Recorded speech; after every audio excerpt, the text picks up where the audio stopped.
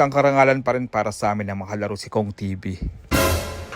Sobrang espesyal ng araw na ito. Araw para sa mga tatay. Sa lahat ng mga tulad kong ama dyan, Happy Father's Day sa atin. Araw na naman ng linggo. Siyempre, rekta tayo, papuntang church. Babiyahe tayo mula Angono Rizal, papuntang Quezon City, Cubao. Banayad ang aming biyahe, walang traffic. Sana all ganito lagi. Maganda ang panahon, medyo makulimlim na medyo may konting araw. Ilang oras lamang ay nakapunta na kami sa church. Dito lang yan, sa Regents of Christ Ministry, Cubao, Quezon City. After ng service, sibat na agad kami, papuntang SF East Ortigas, Pasig. Tamang celebrate, tamang kain lang. May raos lang ang espesyal na araw na ito. Happy Father's Day sa biyanan ko, sa bayaw ko at sa isa pang bayaw ko. Pati na rin sa tatay ko at sa utol ko. At sa lahat ng mga tatay, Happy Father's Day sa atin na. Salamat. Hindi man sponsor pero may regalo. So, lahat ng mga tatay na kumakain. Pinagsama ko na sa isang video. Anong nangyari ngayon pati bukas. Kinabukasan, rekta ulit kami papuntang Cubao, Quezon City. Meron lang simpleng selebrasyon. Tamang tambay, tamang pahangin lang. Nag-iisip lang ng kung ano-ano. Ganito talaga pag tumatanda na. Basta lagi mo lang galingin araw-araw para sa pamilya mo. Sila! 50 to 50 seconds, ito 45. Pagkatapos tamang kain ulit, sobrang daming pagkain, talagang nakakagutom. Kung di mo pipigilan, talagang mananaba ka. After dito, sibat ulit kami papuntang mall. Hindi maiiwasan pag may kasama kang bata. Kailangan mong pagbigyan, minsan lang maging bata. Kaya ibili mo na yung mga bagay na magpapasaya sa anak mo.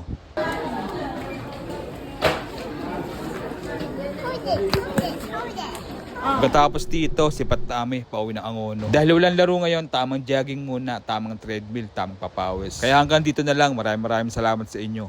Uumpisahan ko ang vlog na ito sa pagluluto natin ngayong umaga. Okay, ayan. Kamote. May lettuce na gourmet. Tapos, 2 itlog. Okay? Tapos, chicken breast. Yan lang, meal natin for today. Mamaya, may laro tayo.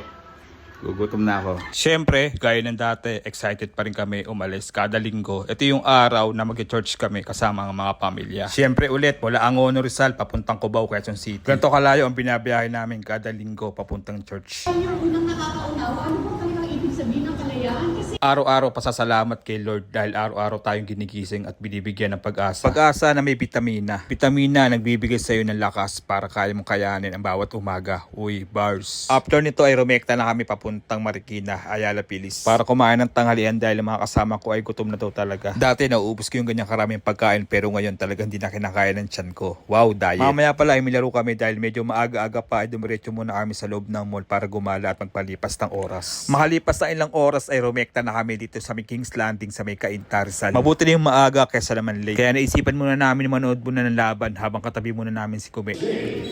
Habang nanonood, maya-maya ng konti, tamang stretching na yung mga kakampi ko. Kami na kasi susunod dito sa larong ito. Halos lahat ng mga kakampi ko ay lalaro dahil matindi pala ang mga kalaban namin. Kaya tamang warm up muna tayo, tamang papawis muna para pampalakas ng ating katawan. Dahil mamaya ay sobrang dikdikan na naman ng laban. Tanging laro lamang at may kasamang pisikalan. Scammer. Nagsimula na yung laro at talagang sobrang nakaka-intense ang laban. Tamang takbuhan na naman ng sobrang sagad pero talagang nakakapagod.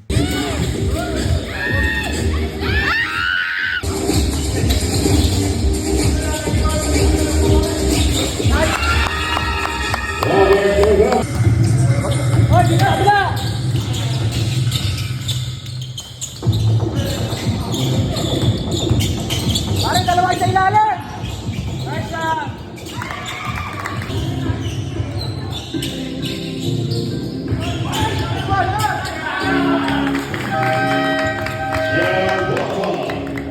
Nung una ay dikit ang score pero nung tumagal ay medyo minalas na kami dahil sa mga maling tawagan.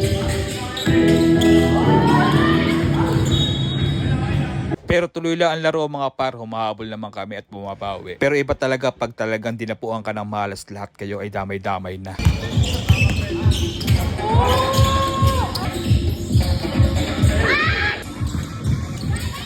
Pero ganyan talaga ang basketball, minsan swerte, minsan malas, wala namang perfecto. Basta laro lang tayo ng laro. Basta ang importante, every game ay nag-i-enjoy tayo. Pero mahirap talagang ipilit kung talagang hindi siya sang-ayon ng araw sa'yo. Manalo o matalo, okay lang naman dahil wala pa namang bidding ang game na ito. Matalo man kami sa game na ito, meron pa namang susunod na laro. Bawi tayo. Isang karangalan pa rin para sa amin na makalaro si Kong TV. O siya, hanggang dito na lang. Maraming salamat. Sisimulan ko ang video na ito habang tayo ay nagsasapatos. Ayan guys, nagmamadali kami. Grabe mga par, baka malit kami. Actually maaga pa naman. Kaso kailangan namin isang oras mahigit palugit para makapunta ng church. Kasi siyempre dinadaanan naman natin lagi mapa Sumulong Highway yan or Ortigas Extension, pero magsumulong highway kami. Kaya madali kami. Wala stick. Buti na lang walang traffic. Harurot ang biyahe hanggang Makina ay pumitik. Biyaheng Angono Rizal hanggang Quezon City, Cubao. Mahaba-haba pa ang oras kaya tamang kape muna kami ni Bayaw. Pampainit ng sikmura, pampagising sa umaga. Kapeng barako na walang asukal. Tingin ang aming tinig, isisigaw sa buong mundo, dakilaan mo. Dating gawi pagkatapos ng service, kakain muna kami ng tanghalian na may kasamang umagahan. Meron pala kaming laro mamaya alas 5 ng hapon. Yummy. Wow. Yummy. Yummy. Mahalipas ng ilang minuto, nagkayayaan. Tamang relax na masahe, pero di naman ganun ang nangyari. Grabing hilot na masahe. Sabi ko, relax lang at wag hard. Dahil medyo maaga pa ay rumekta muna kami papuntang Angono. Wala Cubao, babiyahe ulit kami, 1 oras at wala namang traffic masyado. Inabutan kami ng ulan pero mas maganda yan. Tamang tulog, pahinga muna para mamaya may lakas tayo. Iidlip ng saglit tapos rekta na tayo sa laro. Biyaheng Angono papuntang Cainta. Kailangan magmadali dahil maraming manonood na madla. Araw ng linggo medyo traffic pero ayos lang yung boy. Tamang singit lang, the best talaga pag may dala kang motor. Medyo malakas din yung mga kalaban namin ngayon. Nasa taas sila ng standing samantalang kami ay nasa baba. Pag nanalo kami dito, kami naman yung aakyat at sila naman yung bababa. Medyo gutom sa panalo ang aming team kaya sigurado ipapanalo namin to. Nice. Medyo maganda yung balanse ng pagpasok ng mga player at di masyadong kabado. Oh, nice rep. Nice rep. Nice digger. Let's go! Okay, momentum! Ayan mo nga! Kaya masasabi ko panalo kami sa laban na to at kartada kami ng 3-1. Angat na agad sa aming standing.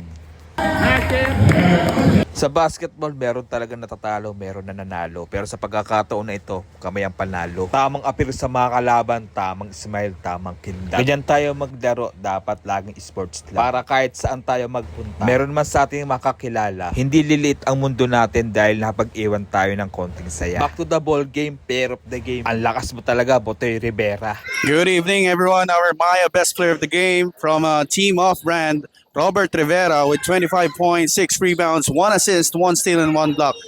Mr. Robert Rivera, grabe, napaka-efficient ng game mo inside the paint, no? Is this something that you work on the daily basis? Yung mga bata, sinasabi ko, maglaro sila sa labas. Sa loob ako maglalaro. Kung kaya nilang ipasok nila. Pero sabi ko sa kanila, ready lang ako sa rebound. Alright. How confident are we na makakapasok tayo sa finals ng competition na to with this lineup and with our team effort na nakita natin this game? Yung kumpiyansa, mahirap basahin kasi marami ring mga galing na team. Especially nung last game namin, yun. Talagang talo kami doon. Talagang kinulang kami. Kaya siguro yung chance namin makapasok sa finals, siguro sa ngayon, 50-50 muna. Alright. Anyone na gusto mong batiin or i-shout out sa mga fans ng Off-Brand and mga nanonood sa LMBC Sports? Binabati ko yung boss namin, si Pops Emon ng Off-Brand Manila. Yung mga kumpare ko, si Paul Nathan, si Jericho Blake. Ayos, mag-seminar ka na lang dyan. Si Otichi, bawal lang pro dito pre, pasensya ka na. Yun lang. Alright. Congratulations again, our Maya best player of the game, Robert Rivera from Off-Brand. Congratulations, sir. After name game, tamang pa-picture, tamang pahinga muna. Maraming salamat sa mga kakamping kong napakalakas at halimaw. Kaya hanggang dito na lang, medyo napahaba ng ating usapan. Maraming salamat sa inyo. Mahal kita, Off-Brand Manila.